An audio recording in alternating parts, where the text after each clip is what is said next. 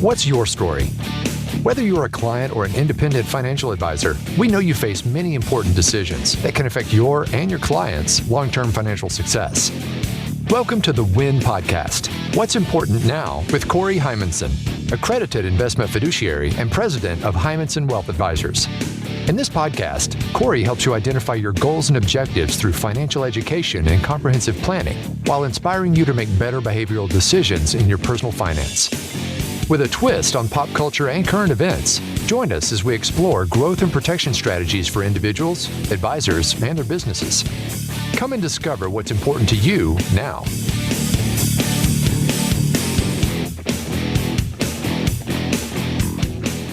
Hello and welcome to the WIN Podcast with your host, Corey Heimensen. Corey, how are you doing today? Eric, I'm great. It's the dead of winter, and here we are. Yeah, and hibernation is the word of the day for me. Yeah. There you go. Right. Well, we always have fun on these podcasts, and I know that you always have something quirky that you're going to start the podcast out with. So what is today's theme and or title, sir?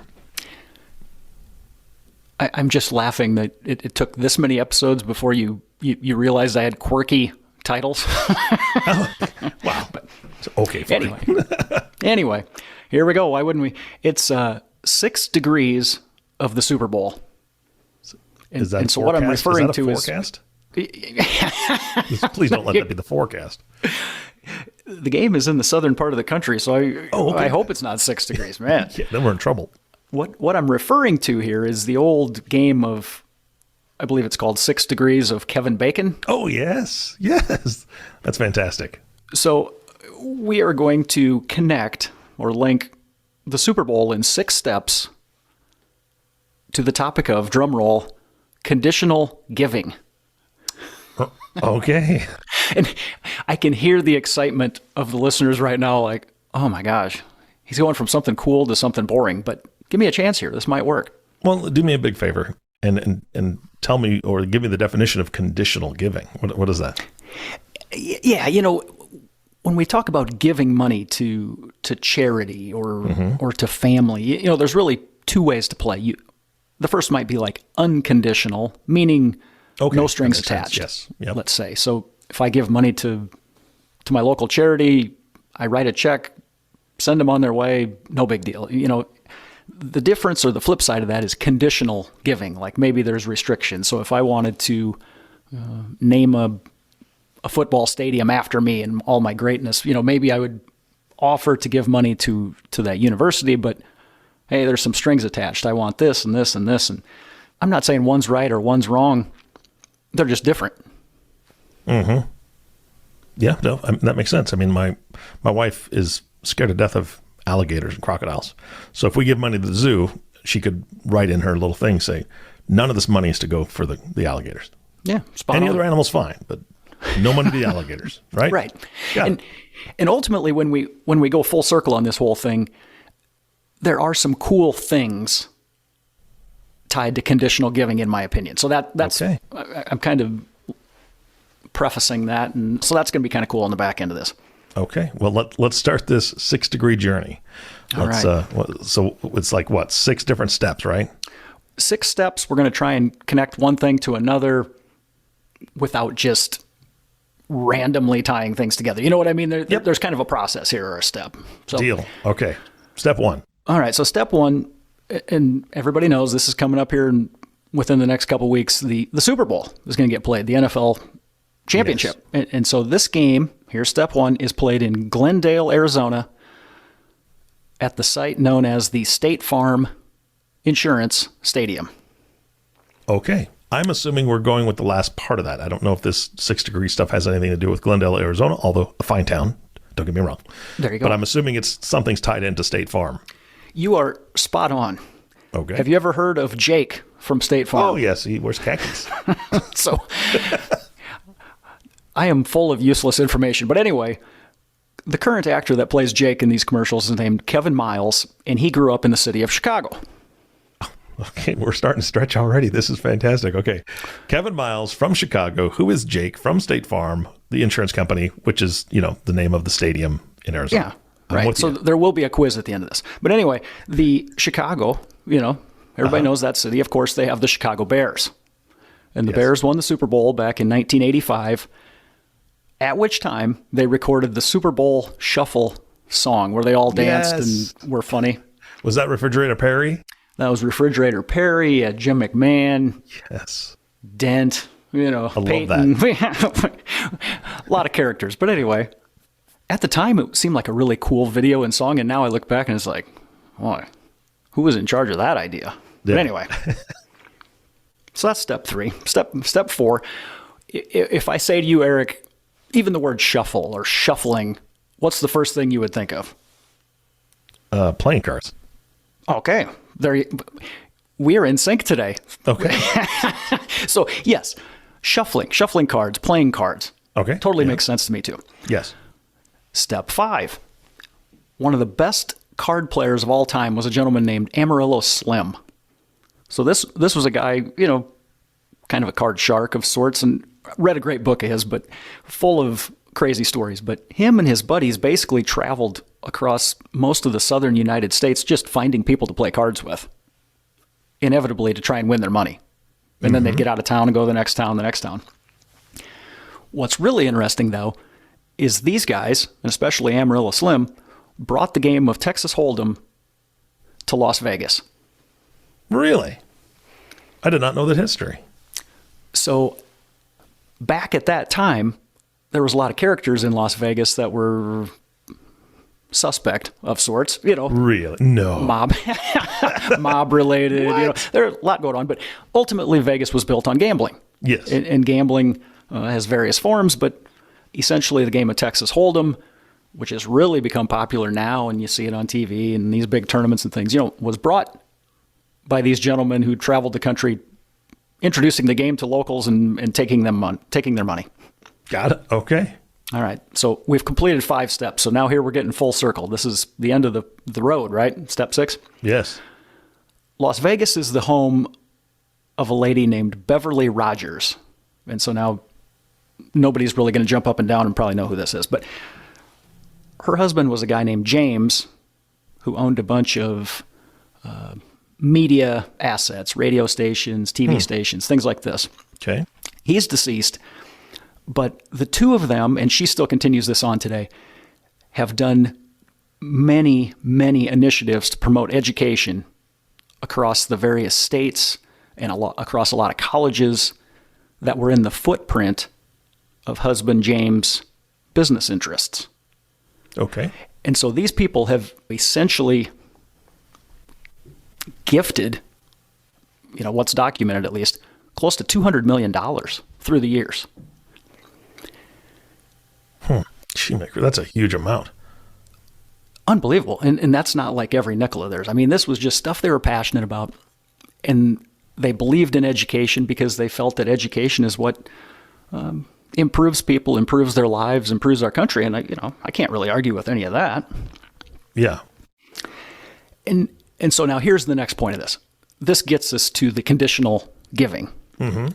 I'm not saying these people put all kinds of restrictions and handcuffs on these universities, but there was some guidelines. When you start throwing around $200 million in coin, you're just not writing checks to the local charity and washing your hands of it. You're committed, you're accountable. Mm-hmm. And I guess that's where we really wanted to get to on this whole story. Well, I mean, yeah, I think that you can be passionate about just about anything, right? And if you're passionate about one specific thing and the charity that you want to give money to does 10 different things, well, that's great. But you want them to focus on the thing that is nearest and dearest to you, right? I mean, that's just my assumption. And I'm assuming a university could use donations for hundreds of applications, I would assume, right? And all sorts of ways they could spend some money. But if it's specific, then the giver being able to designate or put on that condition, I think is powerful and necessary.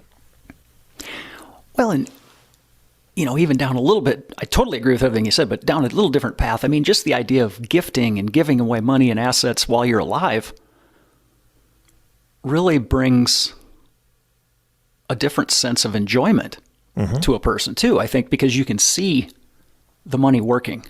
Yeah. Far too often I have people sitting in front of me at a table and they say, yeah, my kids will get the money someday, but I'm not giving it to them until I'm gone. And that's fine.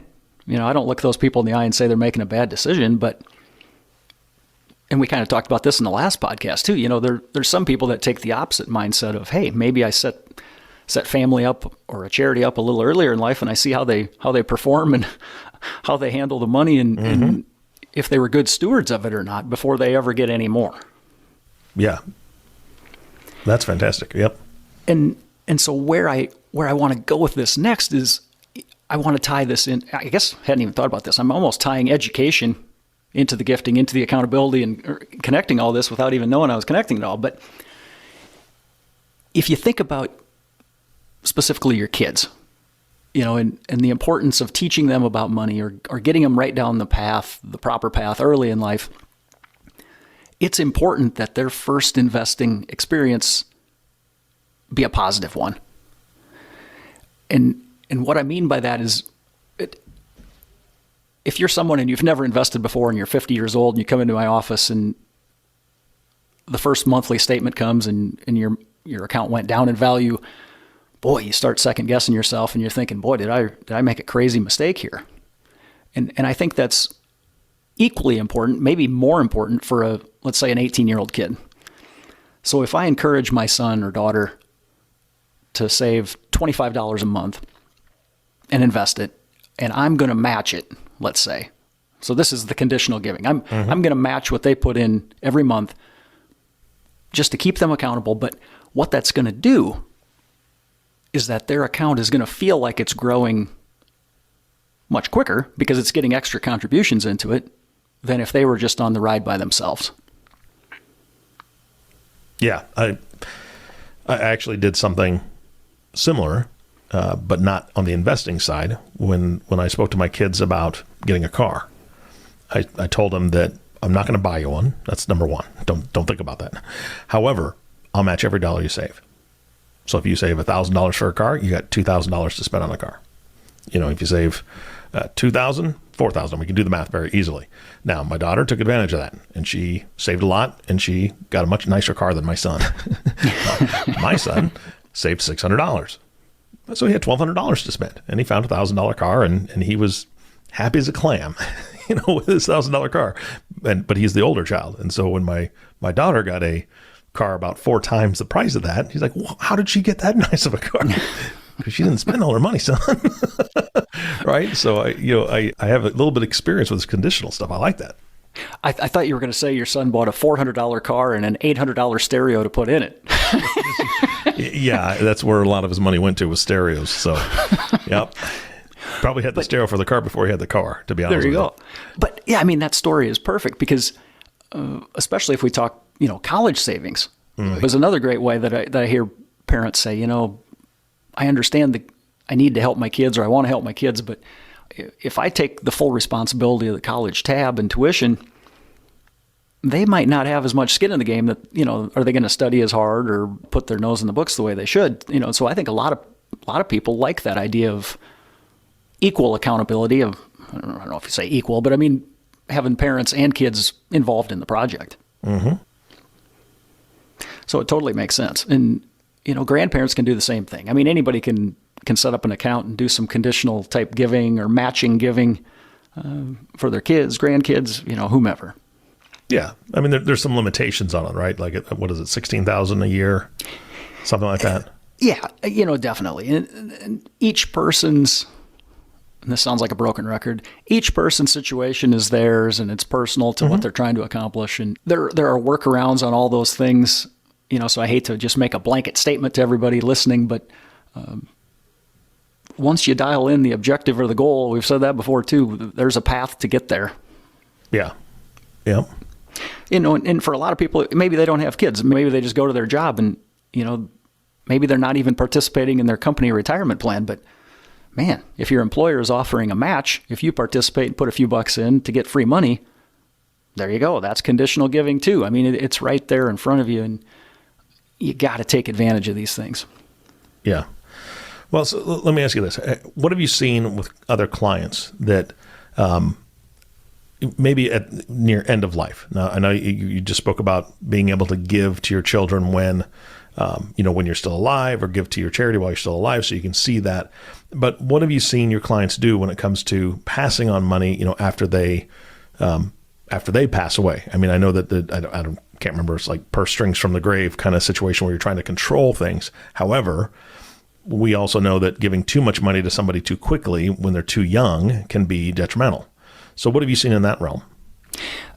Yeah, I've seen it all. How you like that? I mean, I've seen situations where people are really dialed in, prepared.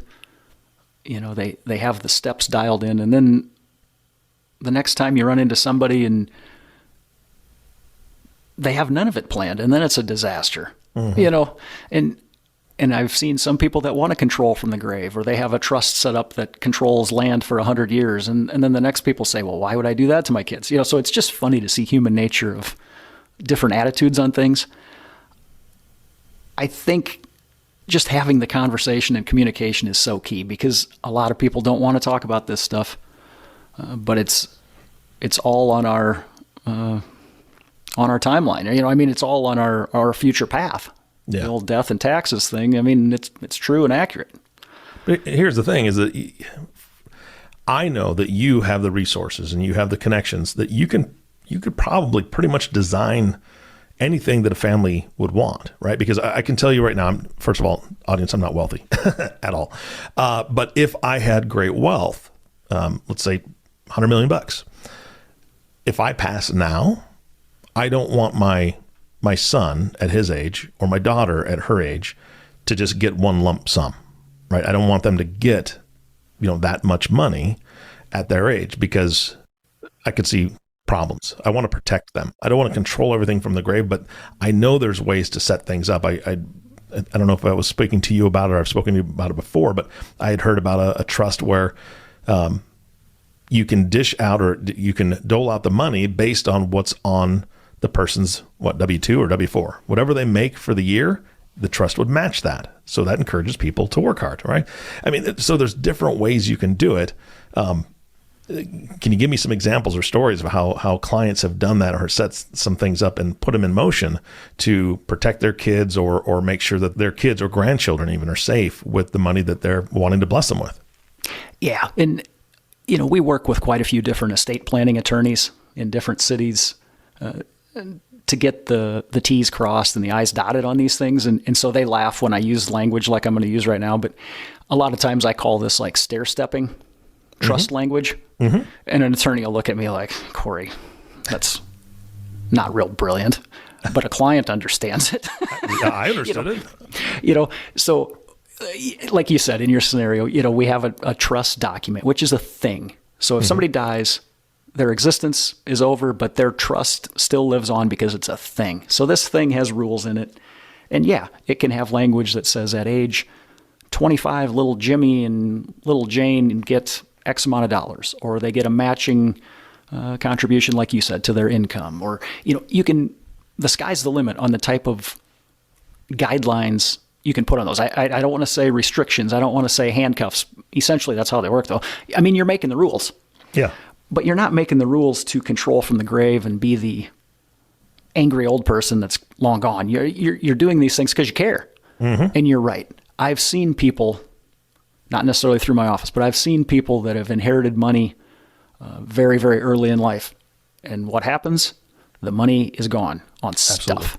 Absolutely. I've seen people buy fast cars and fast boats, and 10 years later they're working a job they probably don't enjoy because everything is gone. Not that they shouldn't have worked anyway. I'm not saying that, but I'm just saying you're right. I think studies show that the human brain doesn't fully develop until a certain age. I don't know what that is, 24 or something like that.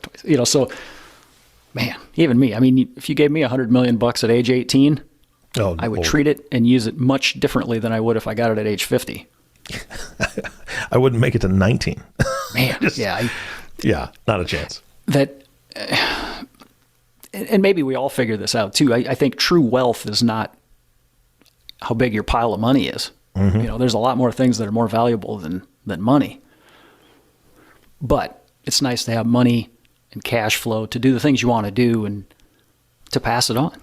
Because essentially, and I've read this before, I think it was Nick Murray has been in our industry for a long time, wrote a lot of books, public speaker, things like that. But he always says money is love. That which you can pass forward to the next generation or multiple generations forward is your legacy of love, essentially, that you're providing. You're giving opportunity. And I'm not saying just so my grandkids can buy boats or fancy ski condos or whatever. You know what I mean? You're talking about giving them the opportunity to succeed and to maybe build something bigger because they had tools in the toolbox. Yeah. Well, so there again, I don't know if I really answered your question, but I kind of went off on a tangent. Well, no, I think that's what people need to hear. And I think that everyone that gifts money, whether it's to a charity, to a family member, whatever, we have these visions of what we want to have happen. Not necessarily what we want them to do with the money, but when I think about, passing money to my children, we've got some things in place to where when we pass away, hopefully the ripe old age, they will inherit money, right? And I'll have grandkids, which I already have. I'll have great grandkids by that point, I'm sure. And my vision is that this will be something for the entire family for multiple generations, if they're wise and they are able to be good stewards. That's what I think any of us envision our children being able to, if we're paying for schooling, being able to become everything that they want to be in life, right? I believe that's where our heart is, but that's not necessarily where the mechanics are going to work out if we don't put certain things in place, or if like sudden money to a young person could be extremely detrimental. I mean, we've got story after story. I know that you do, and I've experienced that with folks that I've worked with before, where it's just a disaster if it's not done correctly. And the intention was there. The intention was pure. It's just the execution didn't help matters. It's purely execution, and it's, again, communication. Because, especially here in the Midwest, see this a lot of times too. If somebody's passing farmland down to the next generation and there's multiple kids in the family, a lot of times this asset doesn't get divided equally. Yeah. If one of the children was on the family farm helping dad and grandpa for years and years and years, sometimes they get a bigger slice of the pie. Mm-hmm. And I'm not saying that's necessarily wrong, because I don't think fair necessarily means equal. Correct. All the time. I agree. Yeah. But in that case, you darn well better explain that to the kids while everybody's alive, or you're going to have a big storm of emotions between siblings. And I've seen families torn apart, where kids that got along and went to Christmas and Thanksgiving with mom and dad's and relatives and things, and then now they don't even talk to each other just because of the money or the land divide up. And that's not what this is about. Yeah, absolutely.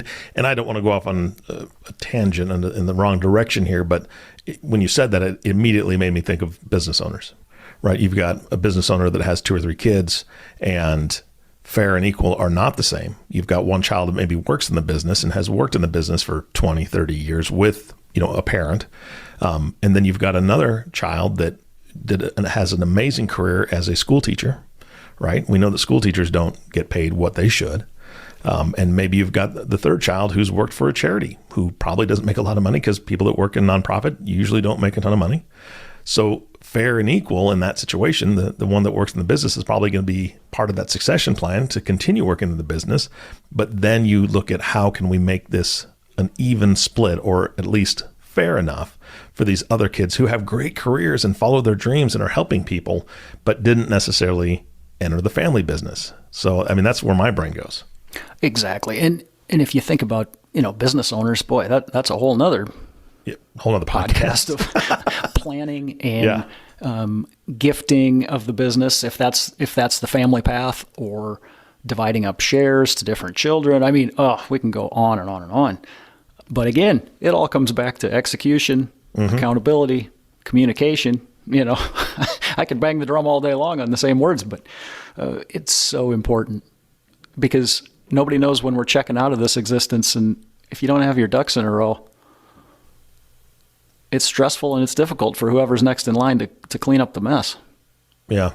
I've got a really odd question for you, because it just popped into my brain as you were talking about this. You've spoken about money, right? We've talked about money. I think we've beaten that horse for a while. So that one's pretty much answered. except for listener, if you've got questions, by all means, email in and call in and get those questions answered. But, and you talked about property, right? But let me ask you about collectibles. Have you ever seen a situation where, maybe an art collector wants to gift this art to their children or pass it down? Are they putting stipulations on it? Look, we want this art to be in the family. If you decide to sell it, then you have to split all the proceeds, with all the other children. Or do you see people putting in parameters or conditions when it comes to stuff, right, that's being passed down? Yeah, I've seen that. And I've seen it on really, really expensive things. And I've seen it on really, really cheap things. Really? I'm going to pick on my great-grandmother and I think my grandmother on one side of the family. They had a lot of masking tape at their house because they would put a piece of tape underneath everything that was of existence, and it would have somebody's name on it. Got it. Yes. I've seen that And so it could be a clay pottery piece that nobody thinks has any value, but boy, if it's got my name on it, I darn well can't throw that away on day one. Yeah, right. There's a waiting period. But yeah, if we're talking on the higher end, it's really important to, number one, document the things you have. Mm-hmm. And again, this comes back to communication. You don't want kids saying, well, where'd that piece of art go that was supposed to be this or that? And, stuff can disappear when family isn't around all the time, meaning somebody comes and knocks on grandma's door and sweet talks her into giving away that Picasso painting or that vase or, whatever it is. It just comes back down to documentation too. And so let's put things in place. Let's set some rules and some parameters for what happens if somebody needs to sell this. Not if they want to sell it, if they need to sell it, because that can happen too. Absolutely. Life can change, and then maybe the stipulations that were put in place initially just aren't quite right anymore. And a good attorney or a good estate or trust type document will give outs, so to speak, or, it'll cover all of those crazy unknown things that shouldn't happen but could. Yeah. And again, if you know the objective in the long run, we can figure out the path to get there. Yeah, absolutely. Well, I know from personal experience, a friend of ours, the grandparents had a little lake cabin. I mean, it was an old-fashioned cabin, no power, outhouse, the whole 9 yards. But the cabin was beautiful, and it was family, right? That's where they spent a ton of their holidays. That's where they spent a ton of their time. And then, trying to pass it to the kids, and then also allowing the grandkids to have it. They had a huge family, and it just became this huge battle. And it shouldn't have, right? And it didn't have to, but money, objects, things change people, and it's unfortunate. But somebody wants to use it more than somebody else, and there's, like you said, all of a sudden the family dinners aren't happening at the cabin because nobody can get along. Yeah, and I'm really good at my career because I can take the emotion out of everything. Absolutely. But just recently, I've had this on multiple occasions, and that's because 2022 was a year where investment markets went down in value. Mm-hmm. And I've seen different families, different people who inherited dollars from their parents, and then maybe they had them invested, and now they see some negative numbers on their statements, and they have a difficult time getting over the fact that they feel like they're disappointing their family, their parents, that, mm-hmm. oh my gosh, that money went down by so many dollars, and mom or dad would have just hated that. Yeah. In which case, or both of these cases that I'm having the top of mind moment on, in both those cases, I reminded them that their parents invested. Your parents invested and they had wealth because they invested, and they understand that things can fluctuate. So you shouldn't lose sleep. Don't feel like you're being cursed from the great beyond because you tried to do the right thing and be a good steward of that money.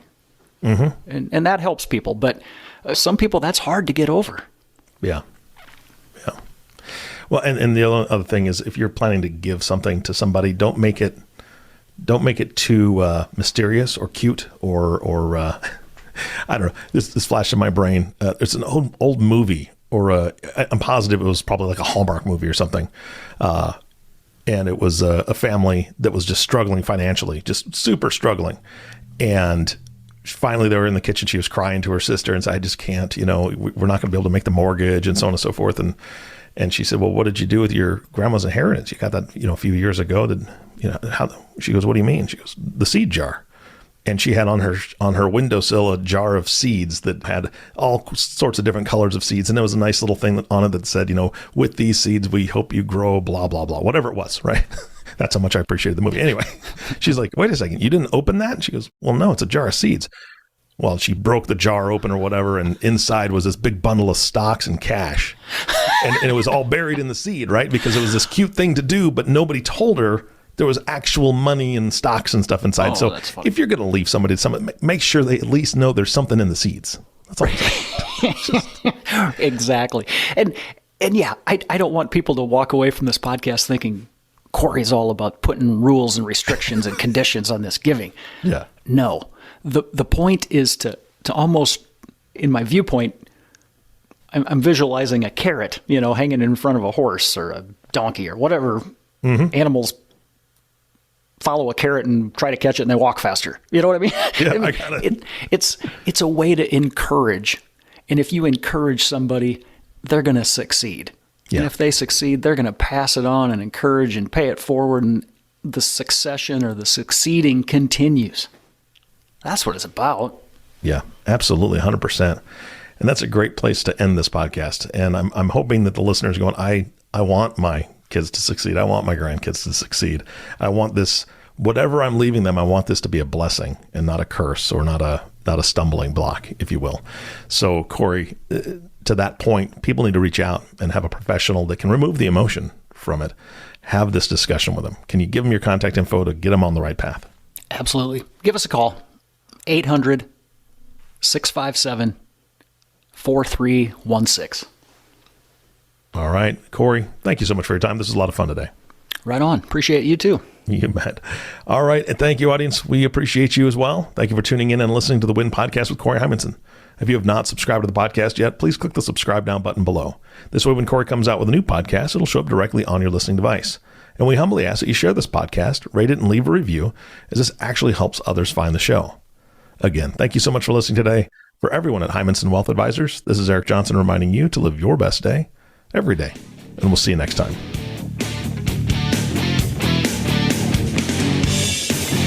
Thank you for listening to the WIN Podcast. What's important now? The show that helps you achieve your financial dreams. To ask questions about topics covered during the show or get a copy of Stop Doing Dumb Things with Your Money by Corey Heimensen, visit www.heimensenwealth.com or give us a call at 712-472-3867. Don't forget to click the follow button below to be notified when new episodes become available. Securities offered through Securities America Inc., member FINRA SIPC. Advisory services offered through Securities America Advisors Inc. Heimensen Wealth Advisors and Securities America are separate entities.